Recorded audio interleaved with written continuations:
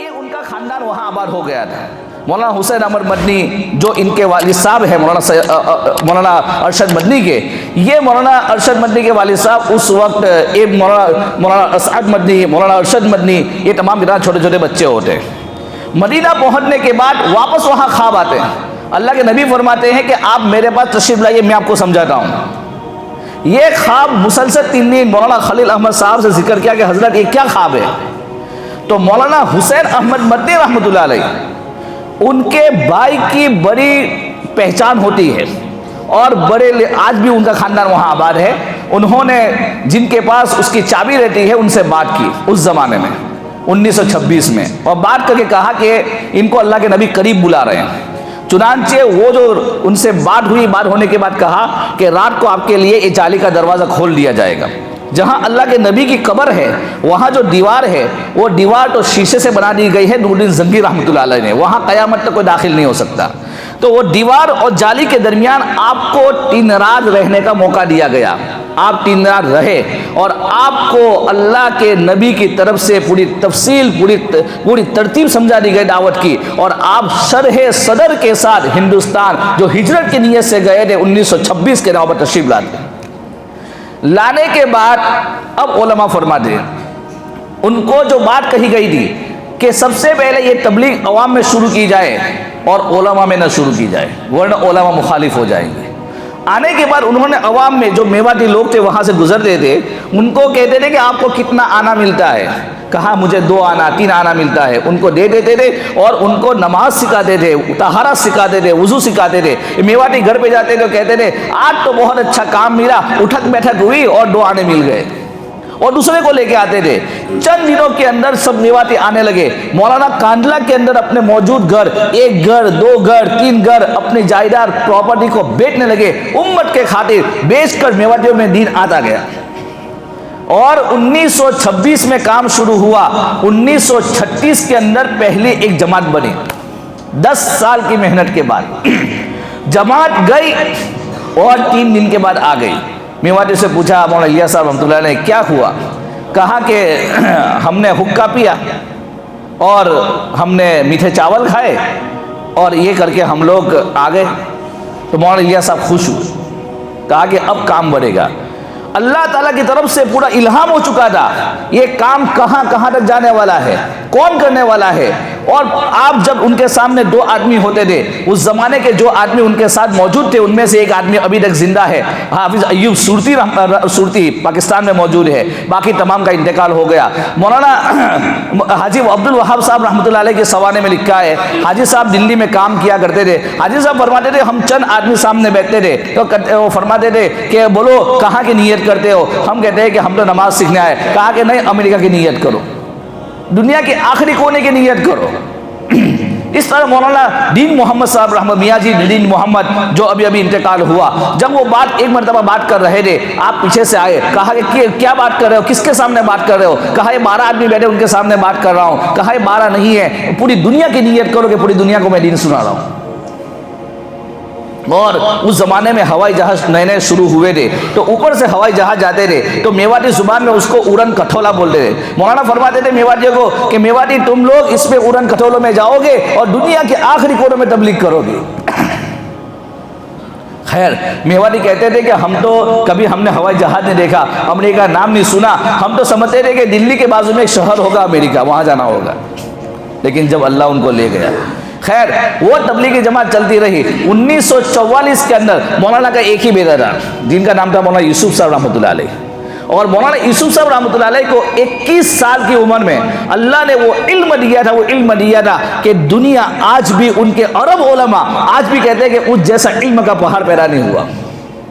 اور مولانا کا بیٹا مولانا یوسف وہ مولانا الیاس صاحب سے بالکل الگ، بالکل کٹر، کہا کہ تم نے کیا شروع کر رکھا ہے؟ اور کہتے ہیں کہ مجھے تبلیغ کے اوپر 100 اعتراض تھے، کمپلیٹلی 100 اعتراض، علم کا پہاڑ آدمی کہہ رہا ہے۔ اور جب جماعتیں وقت لگا کر قریب سے آتی تھی، کوئی یاسین سیکھ کے، کوئی جو ہے ثنا سیکھ کے آتا تھا، کوئی نماز سیکھ کے آتا تھا، کوئی وضو سیکھ کے آتا تھا، اس کی جب کارگزاری ہوتی تھی مولانا فرماتے تھے یوسف کو کہو کہ جو ہے اس کی کارگزاری سنیں۔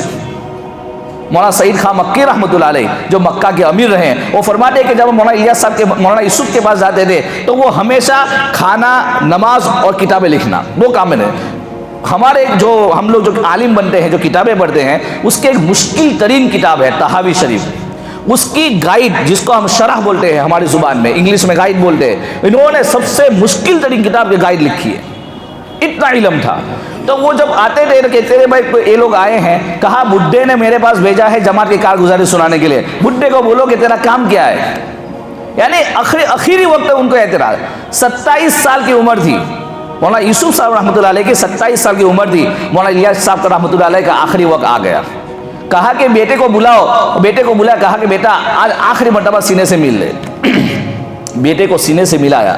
یہ جو ملنا تھا، مولانا یوسف صاحب رحمۃ اللہ فرماتے ہیں کہ جو ملنا تھا، مجھے ملنے سے پہلے اگلے دن میری کاپی کے اندر لکھے ہوئے ہیں آج بھی 100 میرے کوسچن تھے، میرے 100 سوالات تھے میرے ذہن میں تبلیغ کے اوپر کہ اس میں کوئی بھی چیز حدیث و قرآن ثابت نہیں ہے، لیکن جب باپ نے ملانے کے بعد چھوڑا تو میرے دل میں معلوم نہیں کیا ہو گیا اللہ کی طرف سے۔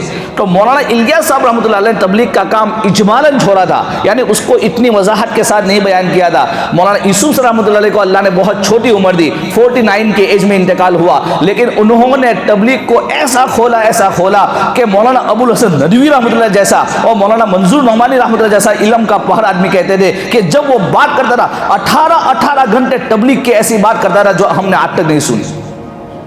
اور ہماری کتابیں جو لکھی جاتی ہے اس میں لکھنے کا طریقہ یہ ہوتا ہے کہ ایگزامپل میں نے حضرت عمر فاروق کا ہیڈنگ دے دیا، اب ان کے بعد ان کی زندگی، عمر فاروق ایسے تھے انڈیا حدیثیں وغیرہ، حضرت ابو علی ابن ابی طالب ایسا، یہ پوری دنیا میں یہ سلسلہ عرب میں عجم میں چلتا آ رہا تھا۔ دنیا کے اندر ایک بڑی آدمی پیدا ہوا مولانا یوسف صاحب رحمۃ اللہ علیہ، جنہوں نے وہ کتاب لکھی ہے کہ عرب بھی اور عجم کی ساری دنیا کے علماء آج بھی حیران ہے کہ آج تک ایسی کتاب نہیں لکھی گئی۔ انہوں نے لکھا کہ حیات الصحابہ کیف صلاتکم، کہ ان کی نماز کیسی تھی، کس کی، اب سارے صحابہ کی نماز ذکر کی ہے کہ ان کی نماز، ان کی نماز، ان کی نماز، ان کی نماز، ان کا چلنا کیسا تھا وہ چلنا ذکر کیا ہے۔ یہ بڑی طریقہ آج تک دنیا میں اس سے پہلے بھی کسی نے لکھا، آج بھی کسی نے لکھا، یہ پہلا انسان اور پوری دنیا کے اندر اس کی مقبولیت ہے۔ تو اللہ نے ان کے زمانے میں کام کو کھولا اور 1926 میں کام شروع ہوا۔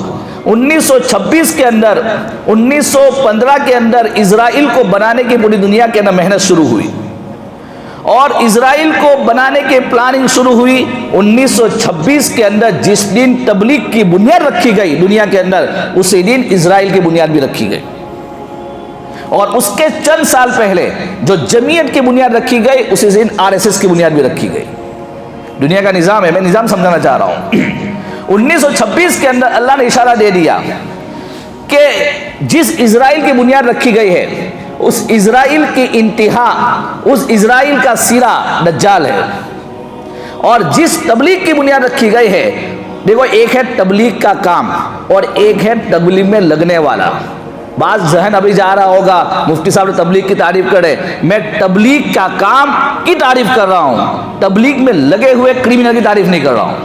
تبلیغ میں لگے ہوئے بہت سارے اللہ کے نیک بندے ہیں، بہت سارے اللہ کے بہت اچھے بندے ہیں، آخری زمانے میں کچھ کرمینل تبلیغ کے اندر اپنے مفاد کے لیے گھس کر جو تبلیغ کو برباد کر رہے ہیں، میں ان کی بات نہیں کر رہا ہوں۔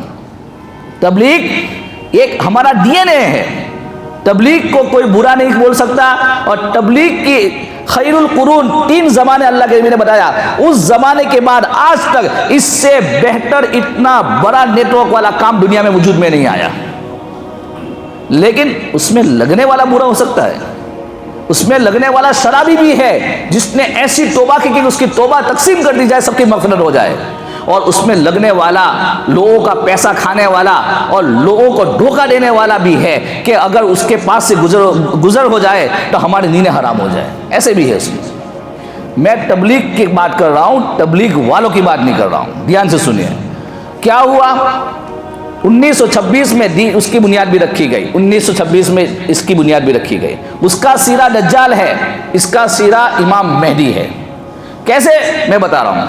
1934 کے اندر پہلا اجتماع ہوتا ہے، جس کو اس زمانے میں اجتماع نہیں کہتے تھے، جلسہ کہتے تھے، اور وہ اس کے بعد ہندوستان سے نہیں پڑوس ملک پاکستان سے سب سے پہلے بیرون کی جماعت بنتی ہے یوگانڈا کے لیے 1964 میں سب سے پہلے جماعت بنتی ہے، اور 4 آدمی کی جماعت بنتی ہے، 3 آدمی انتقال کر گئے، 1 آدمی ابھی زندہ ہے، میں نے جس کا نام لیا حاجی ایوب صورتی، پاکستان کراچی میں۔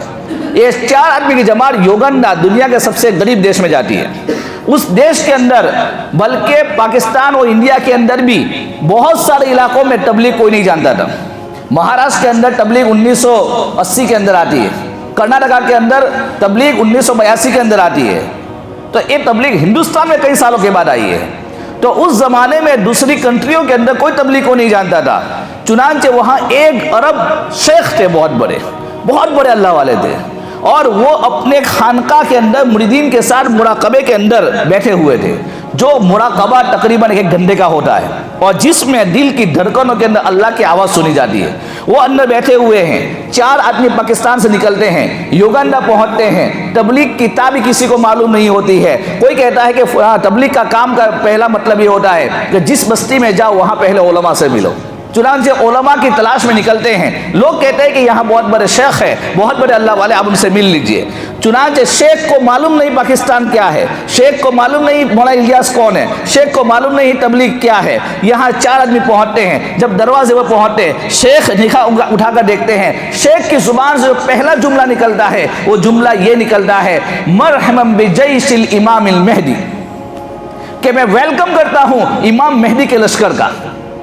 3 مرتبہ بولا، مرحبا بجیش امام المہدی، مرحبا بجیش امام المہدی، میں امام مہدی کے لشکر کا ویلکم کرتا ہوں۔ مطلب کیا کہ آپ اس سے سمجھ سکتے ہیں کہ یہ جو دعوت تبلیغ کا کام شروع ہوا یہ انتہا امام مہدی کی 1926 میں شروع ہوا، 1964 کے اندر پہلی جماعت جاتی ہے، 1944 کے اندر مولانا الیاس صاحب کا انتقال ہوتا ہے۔ انتقال سے پہلے مولانا چند علماء کو جمع کرتے ہیں، جمع کرنے کے بعد مولانا کے زمانے میں دلی کے اندر چند ایریوں میں اور میوات کے پورے علاقوں میں اللہ تعالیٰ نے ان کی محنت سے پوری فضا کو تبدیل کر دیا تھا۔ جب علماء دیکھتے ہیں، دیکھنے کے بعد ان کو پتہ چلتا ہے کہ واقعتاً یہ محنت سے تو پورا علاقہ تبدیل ہو رہا ہے۔ مولانا یوسف کا ان کا بیٹے کا زمان آیا، بیٹے نے بڑی محنت کی اور اللہ نے بیٹے سے تبلیغ کو، ان کے پاس علم بہت تھا تو انہوں نے قرآن و حدیث کی روشنی میں اور دلائل کی روشنی میں انہوں نے تبلیغ کو علماء کے سامنے کھولا، اور دنیا کے ہر بڑے چھوٹے علماء، عرب علماء کے سامنے کھولا، لوگوں نے اس کو ویلکم کہا۔ اس کے بعد مولانا انعام حسن کا زمان آتا ہے۔ اللہ تعالیٰ نے اس زمانے کے تبلیغ کو ایسا کھولا کہ دنیا کے کونے کونے کے اندر تبلیغ پہنچ گئی، اور ایسے کونے کونے میں تبلیغ پہنچی۔ جس زمانے میں مولانا الیاس صاحب رحمۃ اللہ علیہ نظام الدین مرکز مسجد میں گئے تھے، بنگلے والی مسجد میں، اس زمانے میں 1919 کے اندر ہندوستان کے اندر سب سے بڑی تحریک چلی تھی، جو تحریک آج بھی چل رہی ہے، گھر واپسی۔ اس زمانے میں یہی گھر واپسی کا نام تھا شودی تحریک۔ شودی تحریک کا مطلب یہ تھا کہ بھائی کچھ مسلمان باہر سے آئے تھے، انہوں نے آ کر آپ کو مسلمان بنایا، ورنہ آپ کے باپ دادا ہمارے باپ دادا دونوں سیم ہیں، لہذا ہم واپس جیسے تھے ویسے بن جائے، جس کو آج گھر واپسی کہتے ہیں۔ تو اس تحریک کے اندر مولانا الیاس صاحب رحمۃ اللہ علیہ نے مکاتب کے ساتھ ساتھ واعظین یعنی علماء کو بلایا اور واعظ کے لیے الگ الگ علاقوں میں بھیجا۔ لیکن علماء واعظین وہاں تک گئے جہاں پکی سڑک تھی، کچی سڑک ہو، چھوٹے گاؤں ہو، وہاں نہیں پہنچے۔ تو ارتداد بڑھتا گیا، لوگ اسلام کو چھوڑ رہے تھے، ایک تمام غم کھا رہا تھا کہ مسلمانوں کا دنیا میں کیا ہوگا۔ تو اللہ تعالیٰ نے ایک کام سمجھایا، ورنہ یہ کام کی ترتیب کوئی قرآن و حدیث میں لکھی ہوئی نہیں ہے کہ اس شکل میں ہونی چاہیے، یہ فقط اور فقط اللہ کے نبی کے ذریعے اللہ نے خواب کے ذریعے بتلایا، اور یہ ترتیب شروع ہوئی۔ اللہ نے دنیا سے باطل کا قلع کما کر دیا۔ دنیا کے اندر ایک قوم ہے افریقہ کے جنگلوں کے اندر، آج سے 18 سال پہلے کی کارگزاری سنا رہا ہوں کہ اللہ نے پھر کام چلایا۔ مولانا انعام الحسن رحمۃ اللہ علیہ کے زمانے میں ایک کام اتنا بڑا، اتنا پھیلا کہ دنیا میں 4 مرکز بنے۔ دنیا میں 4 مرکز بنانے پڑے۔ ایک جو ہے نظام الدین مرکز بنا، نمبر 2 ایک ڈھاکہ مرکز بنا، ایک رائے مرکز بنا، اور ایک یورپ کو مرکز بنایا گیا۔ 4 مرکز کے ذریعے پوری دنیا کے تقاضے پورے ہونے لگے۔ اور دنیا کی ایسی کنٹریز اور ایسے جنگل جہاں لوگ رہتے تھے کہ جن کو اسلام نہیں معلوم تھا. دنیا کے افریقہ کے جنگلوں میں ایک قوم ہے جس کی ہائٹ, جن لوگ کی ہائٹ 4 فٹ کا آخری بندہ ہوتا ہے. 4 فٹ کا آخری بندہ, وہ جو 4 فٹ کا ہوتا ہے وہ سب سے زیادہ اکڑ کے چلتا ہے, باقی سب 2.5 فٹ 3 فٹ کے ہوتے ہیں. وہاں وہ لوگ کا جو لباس ہے وہ نکر پہننے کا, بنیان پہننے کا. اسلام کچھ نہیں ہے. کیمرون سے ایک جماعت تیار ہوتی ہے, کہاں وہاں تبلیغ کریں گے 2006 میں وہاں تبلیغ کریں گے. کیمرون سے ایک جماعت نکلتی ہے, وہاں جا کر ان کی تبلیغ کرتی ہے. 218 آدمی اسلام قبول کرتے ہیں اور اسلام قبول کر کے ان کو لاتے ہیں. لانے کے بعد ان کو حج کے لیے تشریف لے جاتے ہیں. جب حج کے لیے جاتے ہیں تو مکہ کے اندر, چونکہ وہاں بھی آج بھی سلفی علماء ہوتے ہیں جو کہتے ہیں تبلیغ کا کوئی ثبوت نہیں, تو اس میں ایک نام ہے حسن کیمرون, جو مدینہ منورہ یونیورسٹی سے پڑھا ہوا اور PhD کیا ہوا انسان. وہ کہتا ہے, علماء سے درخواست کرتا ہے کہ میں آپ سے 10 منٹ چاہتا ہوں, تبلیغ پر آپ کے 100 اعتراض صحیح, تبلیغ کے اوپر آپ کے 100 سوالات صحیح, لیکن ایک مرتبہ تبلیغ کی بات بھی سن لو. وہ بونے کو آگے کر دیتا ہے. جب بونوں کی کارگزاری سنتا ہے کہ جو 18 شادیاں کرتے ہیں اور جن کے پاس جنگلوں کے اندر سوئی چبھنے سے لے کر سانپ کاٹنے تک کا ہر چیز کا علاج موجود ہے, وہ اس دنیا میں کبھی نہیں آتے ہیں. ان کو معلوم نہیں لا الہ کیا ہے, ان کو معلوم نہیں قرآن کیا ہے, ان کو معلوم نہیں محمد رسول اللہ کیا ہے. ان کو کلمہ پڑھا کر لاتے ہیں. آج ان کی تعداد 10 سے 20 ہزار ہو گئی چکی ہے. جب عرب علماء ان کی کارگزاری سنتے ہیں, سننے کے بعد آنکھوں سے آنسو آ جاتے ہیں, کہا یہ ہے تبلیغ. ایسے کئی کنٹریز ہیں دنیا کی, کئی کنٹریز کے اندر کہ جو اگر تبلیغ کا کام دنیا میں نہیں ہوتا تو آج دنیا کے اندر ان کو لا الہ الا اللہ بتانے والا نہیں ہوتا. کتنے شرابی کو ہم جانتے ہیں, جو جوا کھیلنے والے کو جانتے ہیں کہ جنہوں نے توبہ کی. کتنے لاکھوں عرب آسٹریلیا کے اندر, فیجی کے اندر, پیرس کے اندر, مراکش اور الجزائر کے عرب جنہوں نے کرسچنوں کے اندر شادی کر کے کرسچن بن چکے تھے اور اسلام کا نام و نشان جو صدیقی خاندان سے, عمر فاروق کے خاندان سے تھے, لیکن ایک تبلیغ کی برکت سے وہ واپس لوٹے. ہزاروں کی تعداد میں آپ جاؤ, سڈنی کے اندر ہزاروں کی تعداد میں عربوں نے توبہ کی, برازیل کے اندر ہزاروں کی تعداد میں عربوں نے توبہ کی. یہ ہے کام. تو اللہ نے یہ کام اس صدی کا سب سے تجدید والا کام ہے.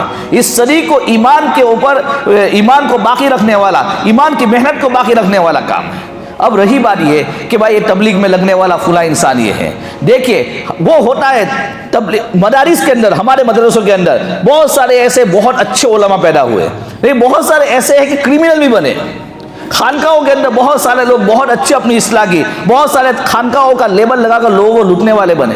تو ایسے ہی اس کام کے اندر بھی بہت سارے ایسے ہیں کہ جن کو اللہ کے رسول کا خوف ہے, تو وہ اس راستے لے کر اللہ کو انہوں نے پال لیا, انہوں نے اللہ کے رسول کی سنتوں کو زندہ کیا, انہوں نے اپنے گھروں میں دین کو زندہ کیا, اپنے علاقوں میں دین کو زندہ کیا, اور انہوں نے ہر کس و ناقص کے پاس پہنچے. لیکن کچھ لوگ ایسے بھی ہیں کہ تبلیغ کے آڑ میں انہوں نے دنیا کو آباد کیا, تبلیغ کے آڑ میں دنیا کو اپنے بنانا چاہا, تبلیغ کے آڑ میں انہوں نے لوگوں کی عزتوں کو اچھالنا چاہا.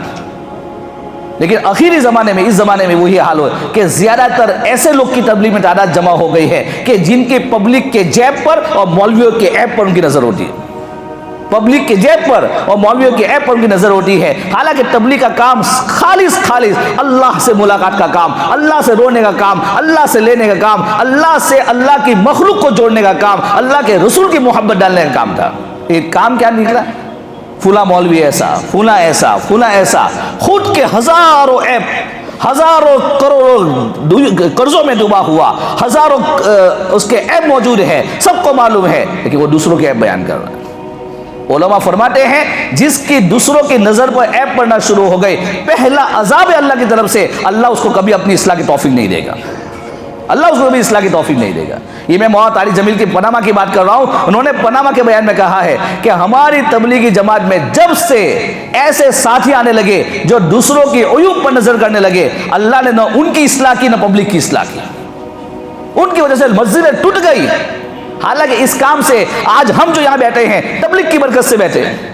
ہمارا باپ 3 دن جماعت میں نہ جاتا تو آج حافظ قرآن نہ بنتے, ہم عالم دین نہ بنتے, آج ہم جو ہے آج معلوم نہیں کیا کرتے ہوتے. آج کا 99% مولویوں کا طبقہ، حافظ طبقہ، وہ ان لوگ کا ہے جن کے بابوں نے 3 دن جماعتوں میں گئے اور مسجد کے اندر جو ہے انہوں نے تعلیم کے حلقوں میں بیٹھ کر انہوں نے فضائل قرآن کو سنا اور اپنے اولاد کو حافظ قرآن بنایا، عالم دین بنایا۔ لیکن میرے دوست بزرگوں، یہ کام سراسر خیر کا ہے، یہ کام کے اندر سراسر اللہ نے ہدایت رکھی ہے، لیکن جب سے ہدایت کی طلب بند ہو چکی ہے اور لوگوں کو اپنے سے جوڑنے کی کوشش کی جا رہی ہے، اللہ سے جوڑنے کی کوشش نہیں کی جا رہی ہے، تو اللہ نے سارے دروازے بند کر دیے۔ اللہ نے خیر کے اندر شر، ان کی زندگیوں میں شر آنے لگے، ان کے خود کے کام نہیں بن رہے ہیں، وہ خود ٹینشنوں میں ہیں، وہ خود امت کی کیا اصلاح کریں گے، وہ کیا امت کی اصلاح کریں گے، کیا امت کو لے کر چلیں گے؟ یہ سراسر خیر والا کام اللہ نے جو ہے ہم کو دیا ہے۔ تو اسی نسبت سے یہ جو اجتماعات ہمارے ہو رہے ہیں، یہ اجتماع کے میں تبلیغ کو آپ کو اس کے سامنے آئندہ جمعہ کو ایک جمعہ اور آپ کے سامنے تھوڑا کھولوں گا کہ ایک خیر اور بھلائی والا کام ہے، اس کے اندر ایک واحد کام ہے اس وقت جس کے اندر ہم اور اپنے اولاد اور اپنی نسل محفوظ رہ سکتی ہے۔ یہ میں ڈنکے کی چوٹ علی بصیرت کے ساتھ کہہ سکتا ہوں کہ اگر ہم سارے اختلافات سے ہٹ کر، لوگوں کے عیوب سے ہٹ کر، صرف اور صرف آخرت کی تیاری میں، اللہ کے رسول کی محبت میں، اعمال سے زندگی بنتی ہے، اعمال کی نیت سے اگر ہم لگیں گے، قسم خدا پاک کہ اللہ ہم کو ہدایت عطا فرمائے گا، اللہ ہم کو ہدایت عطا فرمائے گا۔ اور ہم اس وقت اگر ہماری نسل کو، ہماری جماعت تھی گلبرگہ میں، اور سب آپ جانتے ہیں گلبرگہ کے اندر ہندوستان کی دوسرے نمبر کی درگاہ ہے KBN، خواجہ بندے نواز۔ درگاہ کے بازو میں ہماری جماعتیں گشت کر رہے ہیں، مائیں کہہ رہی ہے کہ ہمارے بچوں کو لے جاؤ، ہمارا 18 سال کا بچہ، 16 سال کا بچہ، مائیں کہہ رہے کہ ہمارے بچوں کو لے جاؤ، سدھار کے لاؤ۔ صرف نسبتوں سے اصلاح نہیں ہوتی ہے، اسلام ایک پریکٹیکل زندگی کا نام ہے، اور وہ تبلیغ نے پوری دنیا میں زندہ کیا۔ کتنے لوگ ہیں کہ جتنے کبھی زکات نہیں دی تھی، اس کام کے 3 دن لگے، سمجھ میں آیا اور اسلام کا ایک زکات کا شعبہ زندہ ہو گیا۔ سارے شعبے جو زندہ ہوئے ہیں دعوت سے زندہ ہوئے۔ دعوت وہ واحد پانی ہے جو سارے شعبوں کو زندہ کرتا ہے۔ حکومت کے انقلاب سے شعبے زندہ نہیں ہوتے ہیں، دعوت سے سارے شعبے زندہ ہوتے ہیں۔ بات سمجھ میں آ رہی ہے؟ حکومت کا بدلیں گے، وہ بدلیں گے تو یہ ہو جائے گا۔ مولانا الیاس صاحب رحمۃ اللہ بیٹھے ہوئے تھے، مولانا حفظ الرحمان، آخری بات کہتا ہوں، مولانا حفظ الرحمان سیواری رحمۃ اللہ علیہ جو ہمارے فریڈم فائٹر کے ہیرو ہے، وہ جواہر لال نہرو اس وقت تھا، جو جواہر لال نہرو مولانا ابوالکلام آزاد اور مولانا حفظ الرحمان سیواری کو کہتا تھا کہ الیاس کون ہے اور لوگوں کو پاگل کی طرح کیوں بلاتا ہے اور اسلام کی کیا دعوت دے رہا ہے اور امریکہ اور بڑی بڑی کنٹریوں کی بات کرتا ہے۔ تو مولانا ابوالکلام آزاد اس سے ملاقات کرنی ہے، مولانا ابوالکلام آزاد کہتے تھے کہ نہیں تمہاری ضرورت نہیں، وہ اپنا کام کرنے دو۔ ایک مرتبہ مولانا ابوالکلام آزاد کی دعوت پر مولانا الیاس صاحب رحمۃ اللہ علیہ پہنچ گئے اور مولانا الیاس صاحب نے ان سے ملاقات کی۔ مولانا ابوالکلام آزاد نے کہا کہ مولانا آپ کیا چاہتے ہیں؟ نہیں دعوت کا کام تھا۔ مولانا فرمایا میں حکومت نہیں چاہتا ہوں، میں کرسی نہیں چاہتا ہوں، میں چاہتا ہوں حکومت پر بیٹھا ہوا آدمی اس کی زندگی میں دین ہو، جو MLA ہے اس کی زندگی میں دین ہو، جو مسلمان جہاں کہیں ہے وہ مسلمان اس پوسٹ پر باقی رہے، انجینئر رہے، ڈاکٹر رہے، لیکن ان کی زندگیوں میں اسلام ہو۔ میں چاہتا ہوں یہ سننا تھا۔ مولانا ابوالکلام آزاد نے ایک جملہ کہا جو آج کی تاریخ میں لکھا ہوا ہے، کہا خدا قسم یہ دنیا ختم ہوگی، اس کا کام کبھی ختم نہیں ہوگا۔ مولانا الیاس صاحب رحمۃ اللہ نیچے سیڑھیاں اتر رہے ہیں، جواہر لال نہرو چل رہا ہے، مولانا الیاس صاحب نے اس کی طرف پردھان منتری سمجھ کبھی دیکھا نہیں، چلے گئے۔ جواہر لال نہرو نے کہا مولانا یہ کون تھا؟ کہا یہ وہی الیاس ہے جس کا تم ذکر کرتے تھے۔ کہا پردھان منتری میری طرف دیکھا نہیں، کہا یہی تو اس کا ایمان ہے، یہی تو اس کا ایمان ہے، وہ دنیا اس کی نظر میں کوئی حیثیت نہیں رکھتی ہے۔ میرے دوست بزرگوں، وہ مولانا حفظ الرحمان سیواری آئے اور کہا مولانا سے کہ مولانا دعا کرو کہ انگریز ہمارے ملک سے چلے جائے۔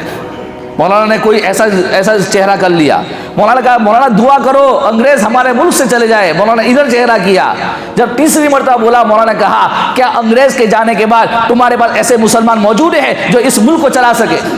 ہمارے باپ داداؤں نے جو غلطیاں کی، جو گناہ کیے، اس کا عذاب انگریز ہے۔ اگر ہم دوبارہ انگریز کو بھگانے کی غلطی کریں گے تو اس سے بڑے ہمارے مسلمان کرمینل آئیں گے۔ اللہ تعالیٰ ہم کو اسلام سمجھنے کی توفیق عطا فرمائے، دعوت کا کام سمجھنے کی توفیق عطا فرمائے۔